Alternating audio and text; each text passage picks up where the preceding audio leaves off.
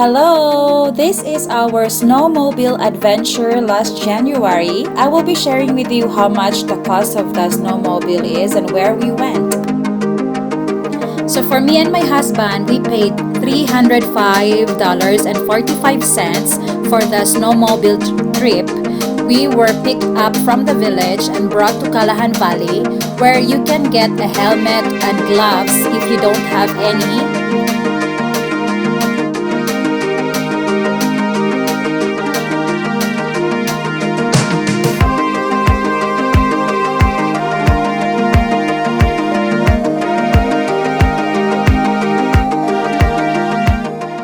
Tip of your thumb, you go nice and smooth, it goes nice and smooth. If you're going like this, really bumpy ride and your passengers will not enjoy it.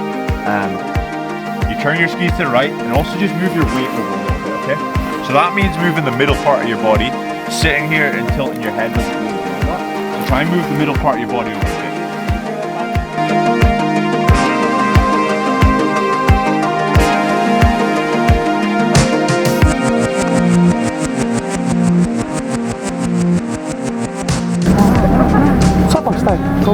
Kanang pula.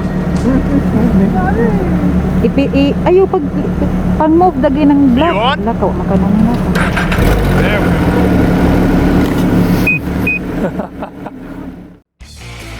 There were a few test runs before we actually started the tour so that we will learn how to brake and make proper turns or proper corners.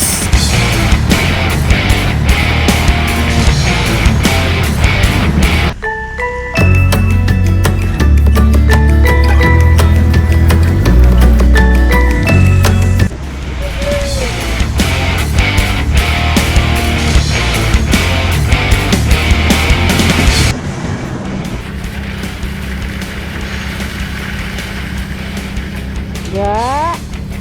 Bumibili ako ng ticket. Ha? Wala ko ng iman.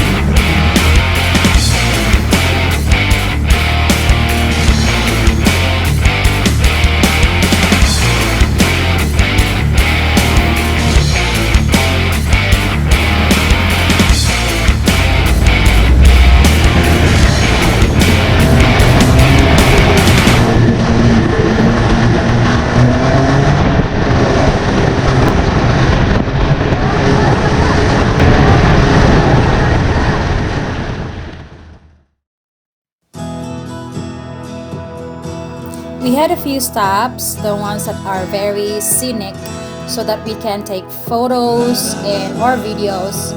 So that was really fun.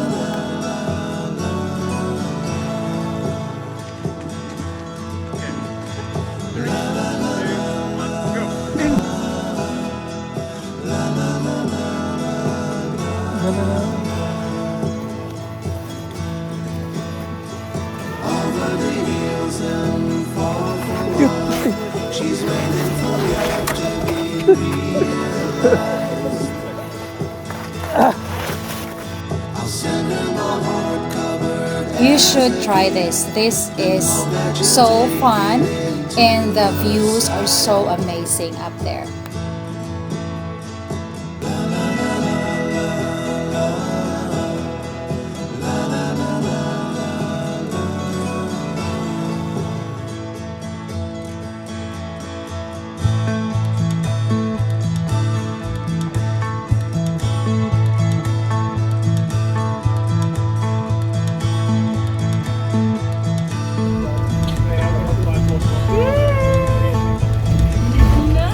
That was it. That was our snowmobile trip, and we were brought back to the village where we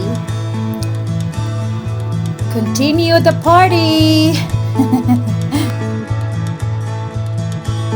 Thank you, Sophia, for organizing this trip. It was such an amazing experience, and I'm so glad we did it with you guys.